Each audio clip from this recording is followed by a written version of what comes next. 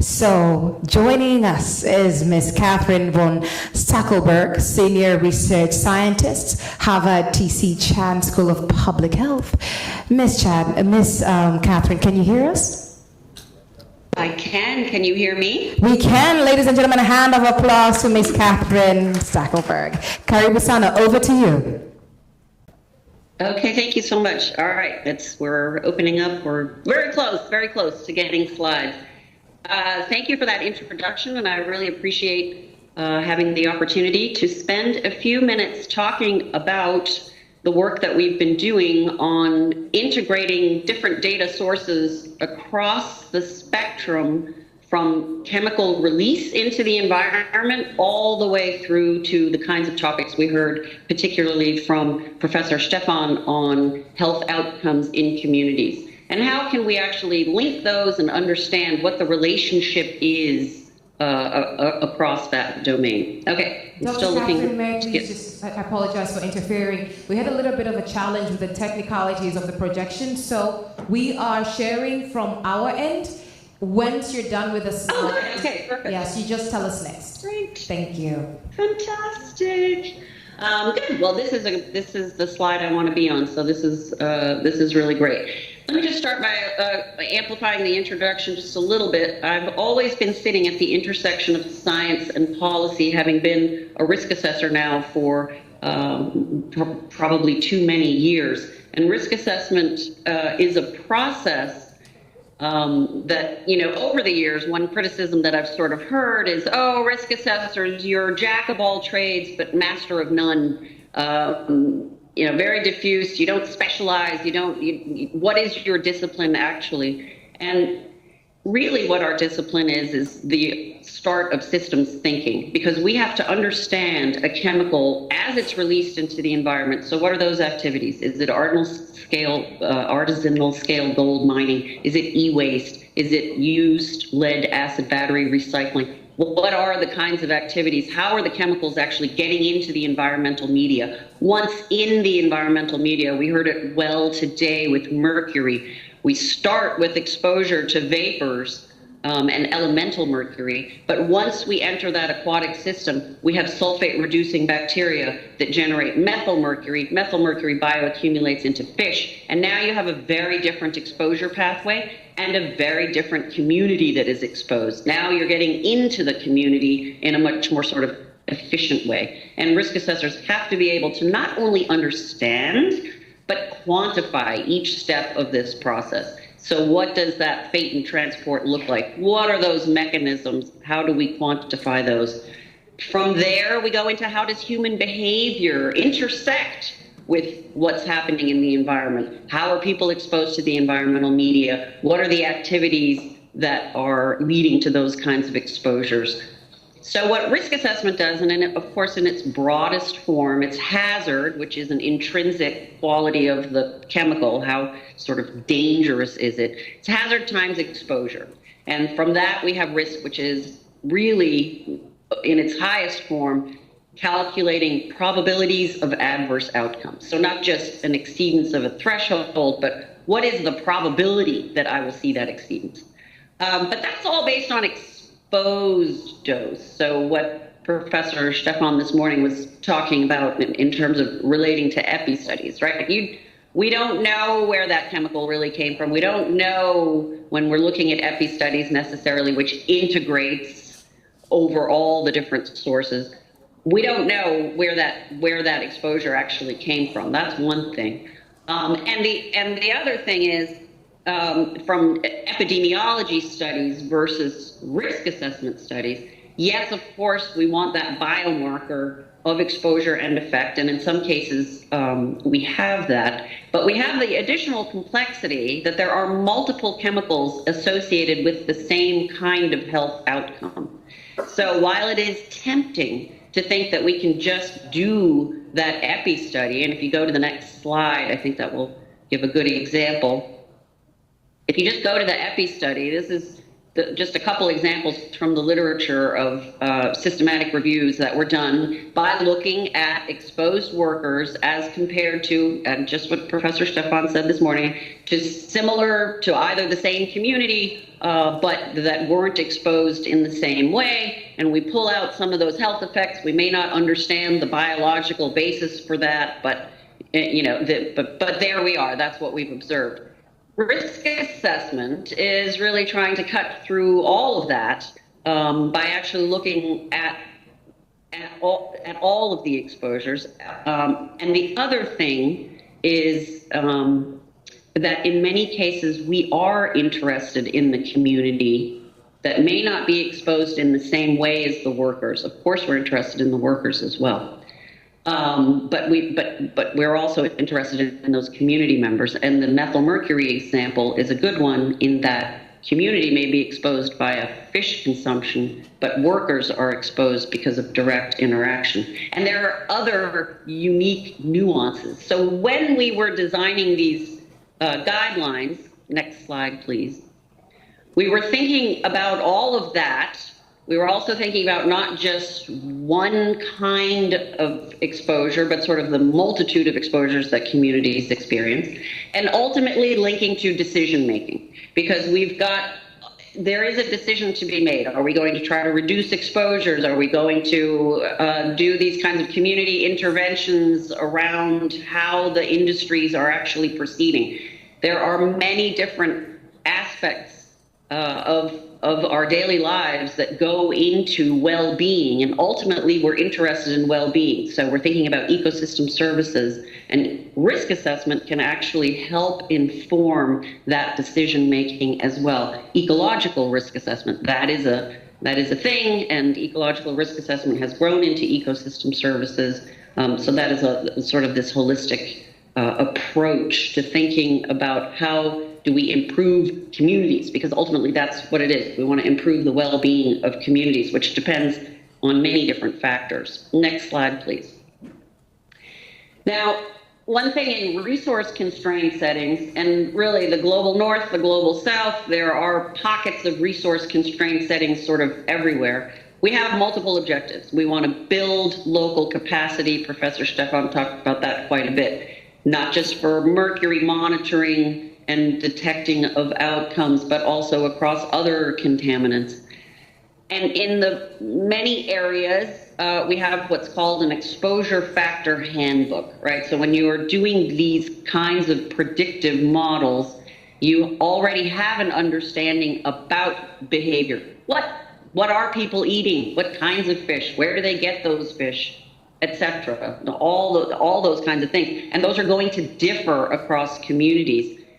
If you want to be able to ultimately compare across industries or do an analysis for which you really don't have the resources to collect additional data, it makes sense that when you do collect this kind of data, you have a repository where other people can access it, and you collect that data in a way that is helpful to others. So it's not a one-off.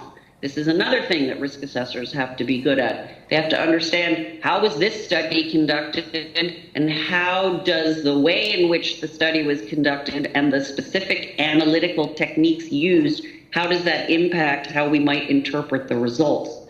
So we provide kind of best practices, always thinking about, well, I don't have really expensive lab equipment, and I don't want to send those samples off to Europe, where it's going to take forever to get them back, and sort of all the things. How can we actually leverage what's happening locally? Health, we had a great presentation this morning from Professor Stefan, who talked about, well, if you've got medical professionals, are these health outcomes self-reported, or do we have some objective measure? What is the health community, public health community doing? We don't always have the resources, and we also don't want to have invasive samples. Maybe a blood sample is really what you want, but that requires a phlebotomist or requires somebody who's trained to take blood. Then you've got the blood, it's invasive, etc. The example of hair was another good one, that for methylmercury, you want that hair sample, and it's a very not invasive way to get a sample. But for elemental mercury, then you want to look at other matrices. And we sort of walked through that for a wide variety of chemicals and different exposures, and then made it sort of practical as to how would I really do this by focusing on 3 industry sectors. And at some point I'll have a link that you can go download these. The bank has actually published them as guidelines, and we also have had a few publications in open access journals where this information is. So we have general guidelines, and then we made it specific for ASGM, ULAB, used lead acid battery recycling, and tanneries, so that practitioners, analysts could see, how do I really do this when I'm actually trying to do it? Next slide, please. We want to build local capacity, but we also want to see the signal in the noise, right? This is a real challenge with environmental health kinds of studies, and I alluded to it already, that, for example, methylmercury, elemental mercury, lead, arsenic, amongst other constituents, all lead to developmental outcomes in children and adults, but children particularly. So reductions in IQ, reduced performance on standardized tests of various kinds, all things relating to cognitive function. And there are multiple chemicals that actually do that. But there are ways to sort of tease out what might be a bit of a signal in all of that noise. We're not going to find the so-called smoking gun. There is no one thing. It's the combination of factors, right? But we still want to be able to design these studies and collect data that can be used for this purpose, but also for other purposes, but that are cost efficient, that don't require a lot of training, that maximize the amount of information we can get, et cetera. So, for example, silicone wristbands. This is very popular now with different kinds of exposure studies, because it will pick up many kinds of things like pesticides, like polychlorinated biphenyls, et cetera, and will also pick up biomarkers of effect, changes in hormone balances and other kinds of things. Probably not the best tool for some other kinds of exposures. XRF, a great tool. You can go out, doesn't take you down to very low levels, but you probably in certain settings won't need that right away. You probably just want to catch that bigger signal. Again, Professor Stefan really talked about a few things specific to mercury in that way. So we tried to synthesize all that information. Next slide, please. As we went through and developed these guidelines. Now, the very first thing we start with is the conceptual site model. This can be a picture, as you see here. I'll show you the more detailed one next. In fact, we can go to that slide next. I think this one is, ASGM, so it can also be boxes and arrows.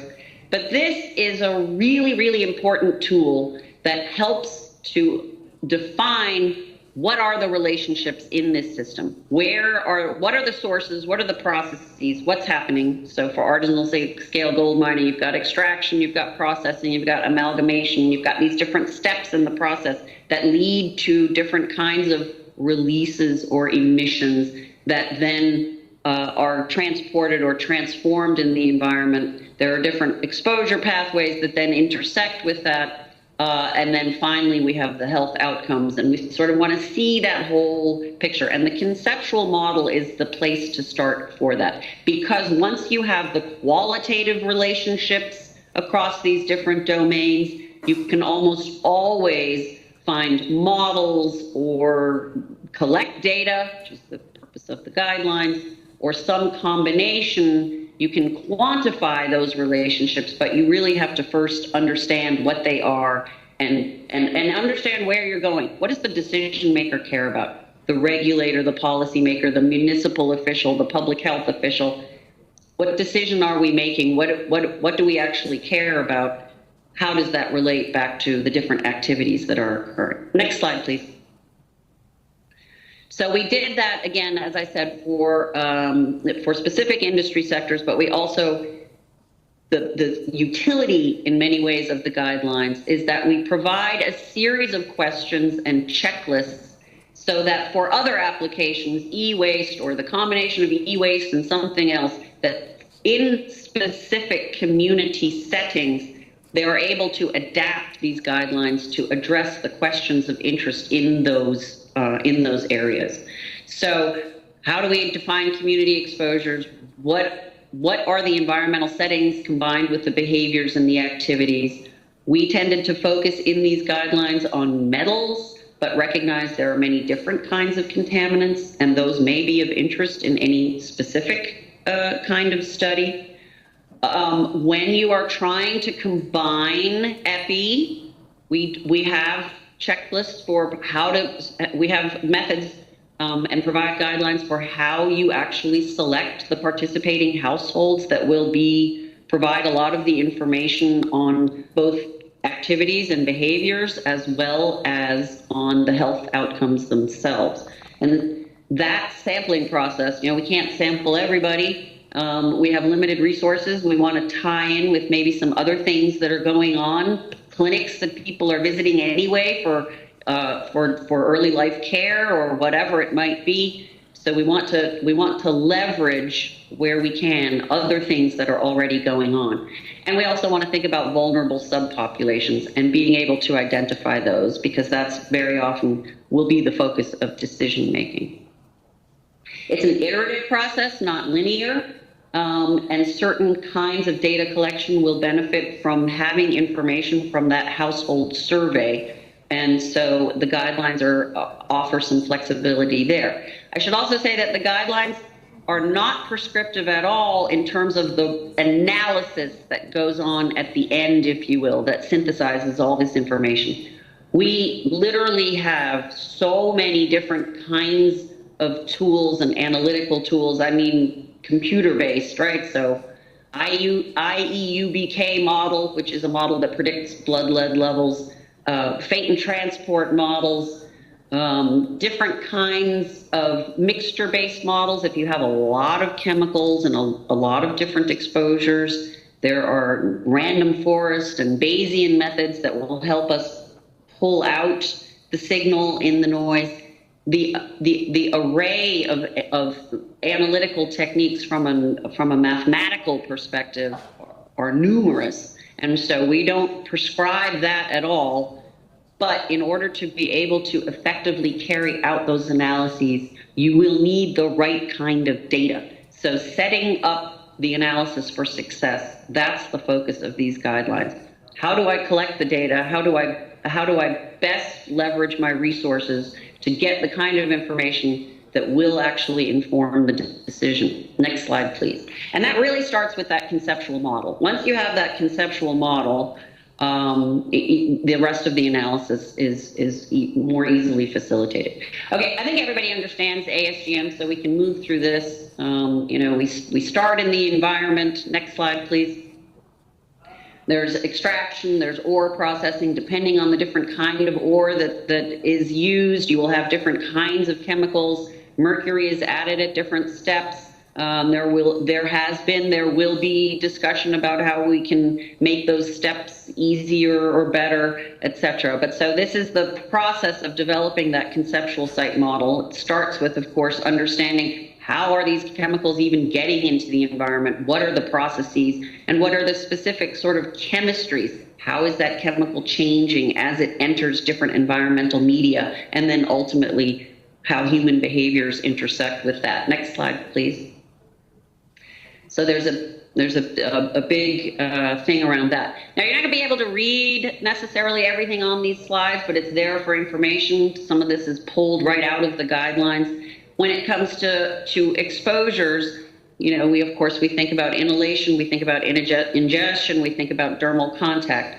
Different members of the community, workers versus people who are living there, etc., will have different exposures at different times, and so we want to compile all that. And so this is the example for artisanal scale gold mining. Early in the process, there is inhalation of direct mercury vapors, but as these constituents are released into environmental media, then things will change, right? And we may have local bioaccumulation may be an issue, and that, as noted, may be a much more significant pathway for certain members of the community than the direct interaction with the mercury itself as it's being processed. Next slide, please.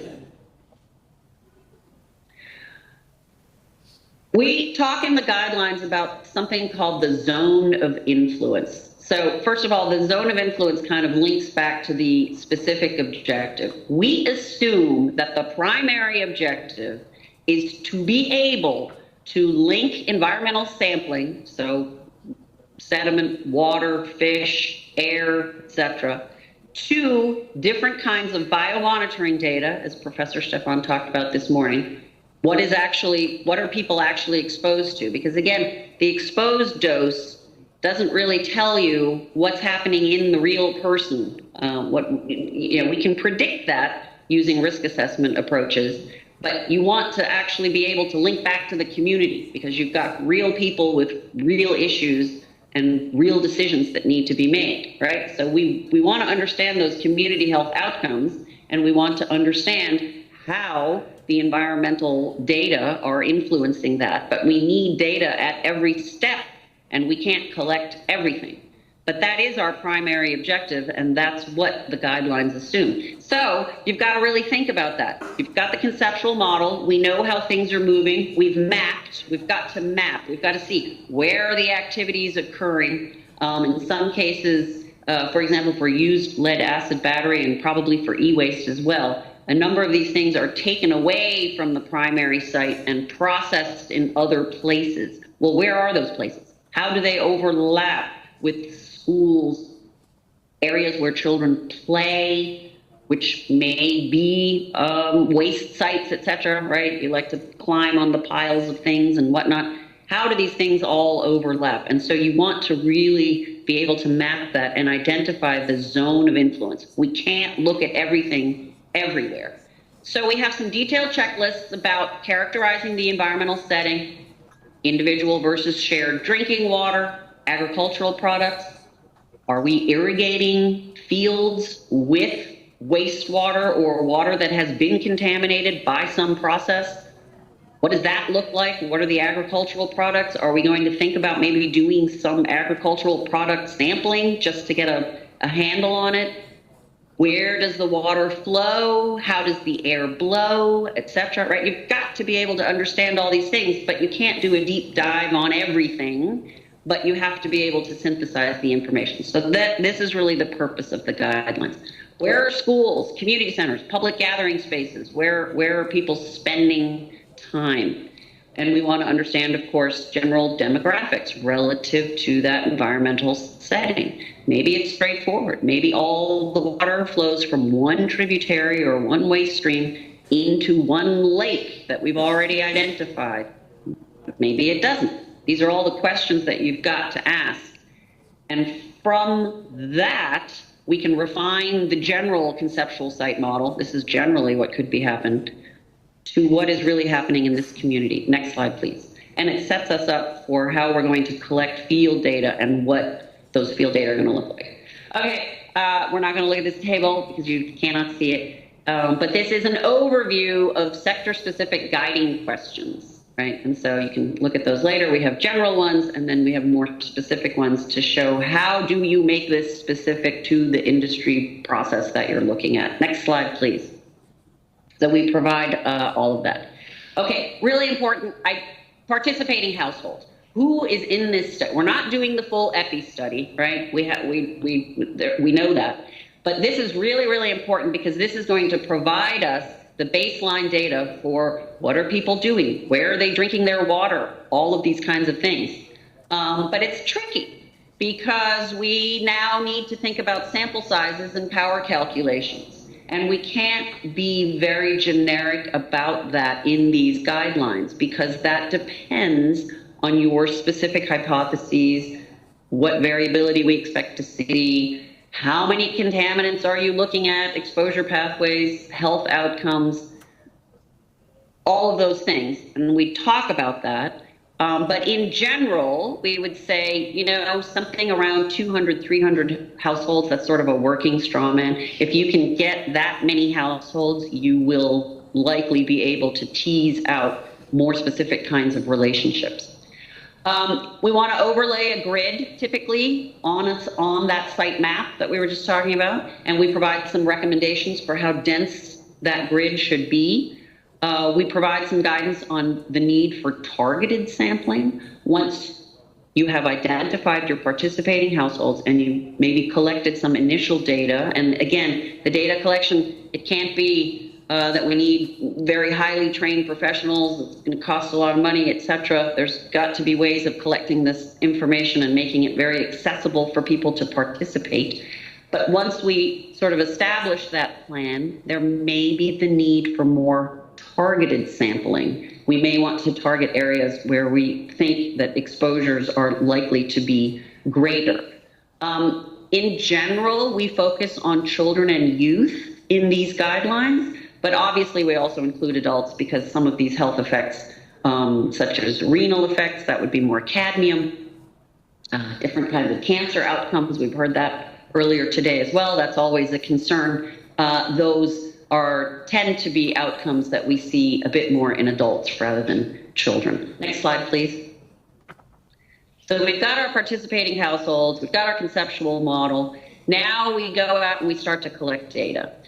Household surveys, this now gets into the whole sort of risk communication, stakeholder engagement, etc. piece. The community knows best what's going on in the community, right? This is a really important data source. And we want to be able to collect this kind of information in a way that informs other kinds of needs. Obviously, economics folks and the financial folks, they're going to be interested in a lot of this. So we want to facilitate later linkages downstream in the process. Behavior, time, activity, exposure factors. Are we getting some self-reported health outcomes and thinking about the validity of those? Limited observations maybe that can be done in the field setting, not by you don't have to be particularly trained to see arsenicosis, for example, which is a fairly typical or unique rash associated with arsenic exposure. We recommend, of course, doing this kind of household sampling early in the process because it may change or refine your conceptual site model and the sampling program, and really sets the stage for later environmental sampling. We're going to go back to these participating households and start sampling drinking water, etc. Next slide, please. So environmental sampling, obviously that's media specific and contaminant specific. We emphasize the use of field-based methods that are going to give results quickly. Again, Professor Stefan gave some good examples of that. In general, we would say if you can send some percentage, maybe 25% confirmatory samples to an actual laboratory from and compare that to your XRF. Ideally, obviously, we want to build local capacity for that effort rather than sending it out. We recommend a subset of samples for more focused analyses, including bioavailability, particularly for arsenic, lead, and chromium. Chromium would be sort of your signal for tanning, which is not the focus here today, but is another industry sector that can lead to really significant exposures and outcomes in communities. This question of mercury versus methyl mercury in environmental samples and the importance or distinction of those relative to exposures in communities. Agricultural products. This can be a pathway, a significant pathway, particularly if the irrigation water is contaminated in some way. And if site-specific study objectives call for really understanding this bioaccumulation and what's happening with the fish, then there's some recommendations around collecting additional data in water bodies where the fish themselves are exposed, so bioaccumulation kinds of studies. Next slide, please. Biomonitoring. So now we're getting more into what are people actually exposed to. biomarkers. We have biomarkers of effect. We have biomarkers of exposure, and of course, in general, what the biomonitoring data tells us is really the gold standard. And so we spend a fair amount of time going through specific chemicals and looking at what that signal is and what the gold standard is relative to what communities might be able to implement. So this little table shows us what the gold standard is. So for arsenic, if you really want to understand arsenic exposures, we actually want to look for a metabolite in the urine. It's not a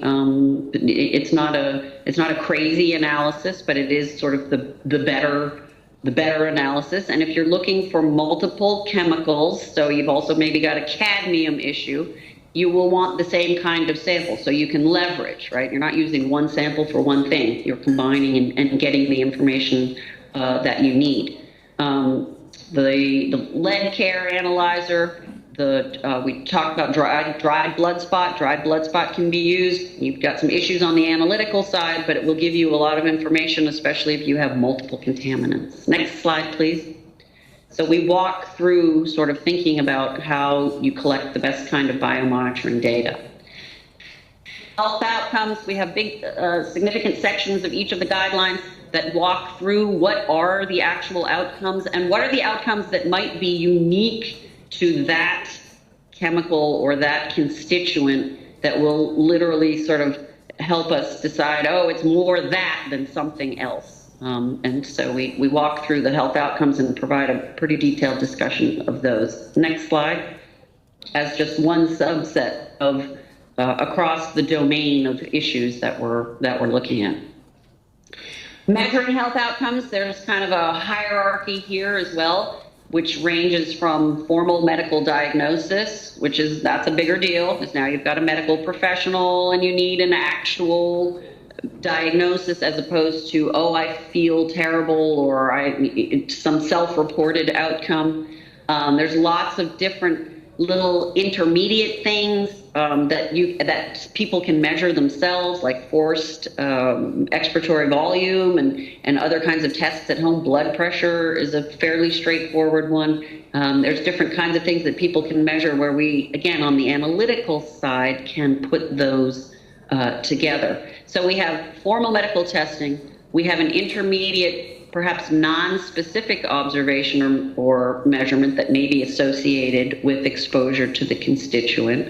And then we may have an intermediate biochemical measurement that we can obtain from the same samples that we're also doing exposure measures from. So we can look at biomarkers of exposure and effect. Those may be the same, they may be a little bit different, but they may have overlapping matrices. And so there are some specific tests that we walk through, again, that can't be done every time, but that help inform if that's really your question. For example, micronucleus formation that is associated with the genotoxic effects of arsenic. So that's a very specific thing that can be measured from a sample that might already be collected for some other purpose. Next slide, please. So we really walk through as many of the health outcomes as we can, and we have appendices where we talk through that.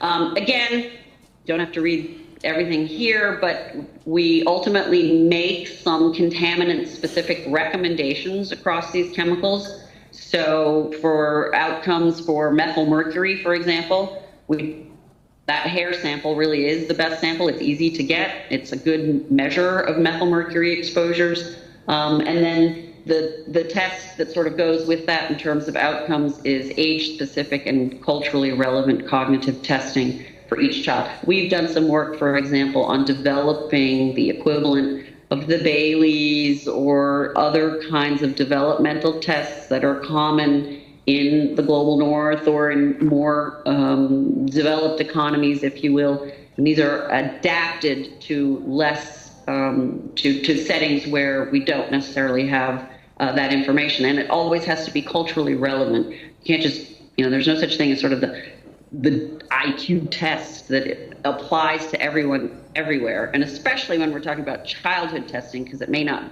be IQ It may be other kinds of tests. And so there's some things to think about there, but there's a lot of resources already out there, and we provide links and details of how to access those in these guidelines. Next slide, please. So here's are the links. So we've got, you can go to the World Bank website and you can actually download the guidelines for the specific industry sectors. We've also published open access, the systematic framework for how you would do this, and that has essentially most of the information in there, again, across all these different domains. So these are resources that are easily accessible. We've also published in risk analysis, and we've got another paper that we're working on currently. Next slide, please. So just to summarize, the guidelines are geared toward a fairly specific objective, but that is a really overarching objective, which is how do health outcomes that are in the community relate to specific land-based pollution sources, and how do we maximize the likelihood of discerning the signal from the noise, because we can't reduce all exposures everywhere for everyone. The larger sort of ecosystem services questions and things, you know, we would, if we assigned a value to the ecosystem service, that would be a justification for eliminating the industry sector completely, for example, because you'd be paid, your economic reward would come in a different way. That's a bigger issue. You can step back and think about that.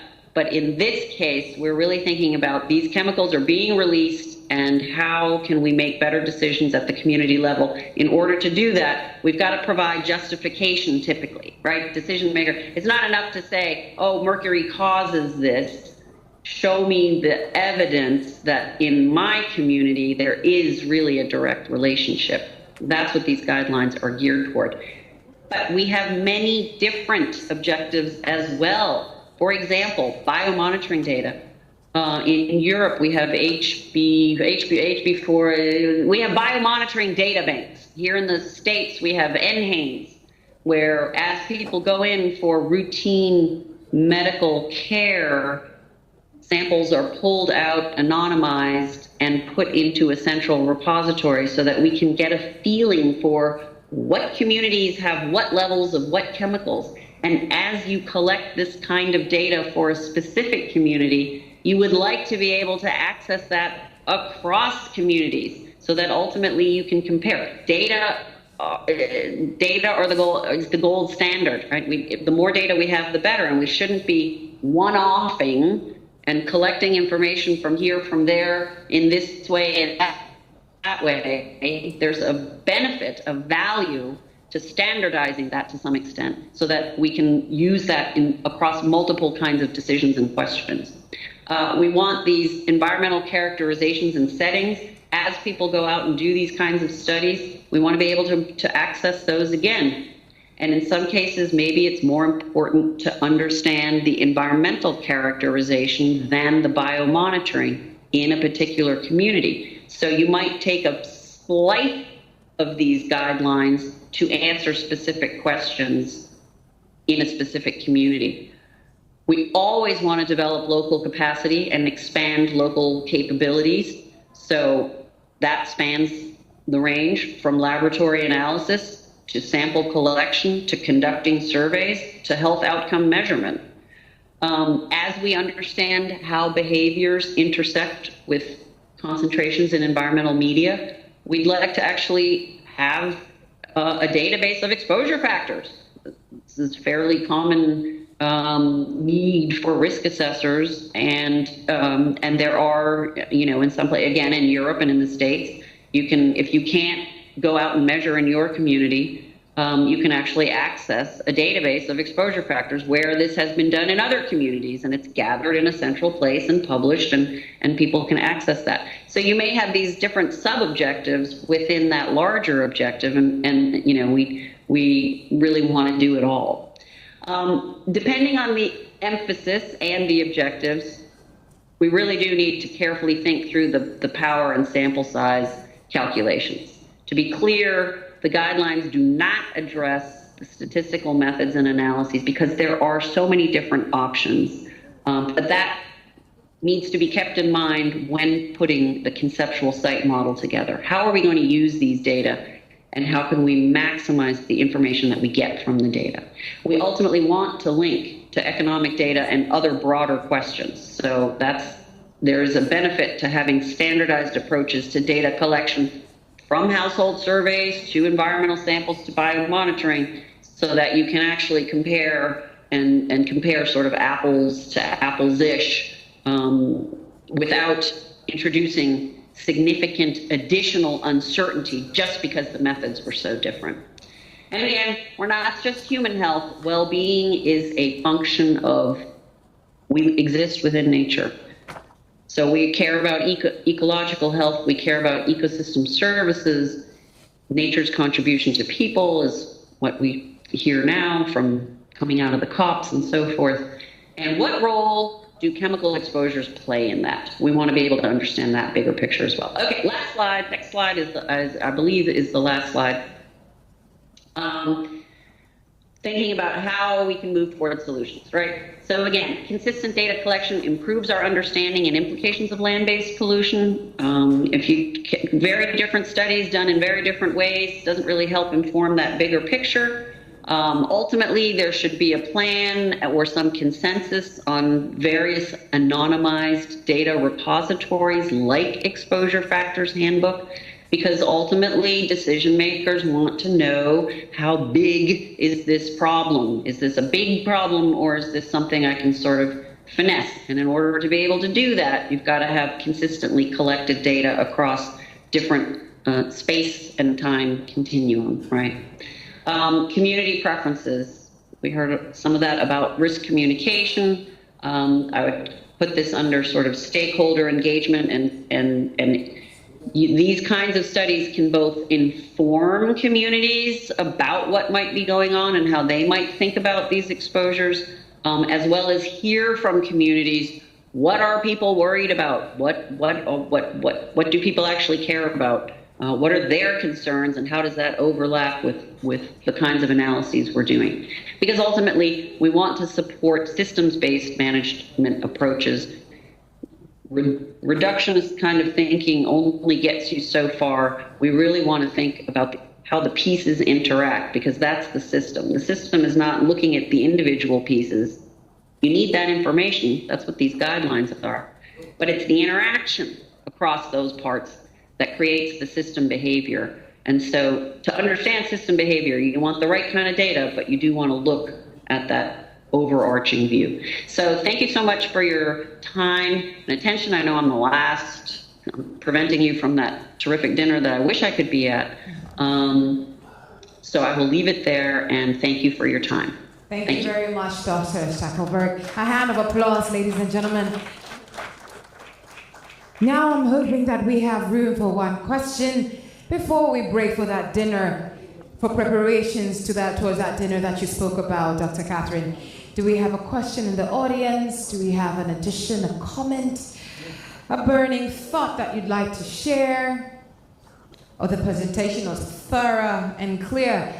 Dr. Catherine, I believe the presentation was thorough and clear, no questions from the floor. We wish you a good morning, afternoon, evening, whatever time it is, wherever you are. Bye from us. Morning. I had to check the clock myself. Yeah, it is morning. Wonderful. Good morning then. Let's bid you a farewell. Thank you very much for the presentation. Another round of applause, ladies and gentlemen. Thank you so much.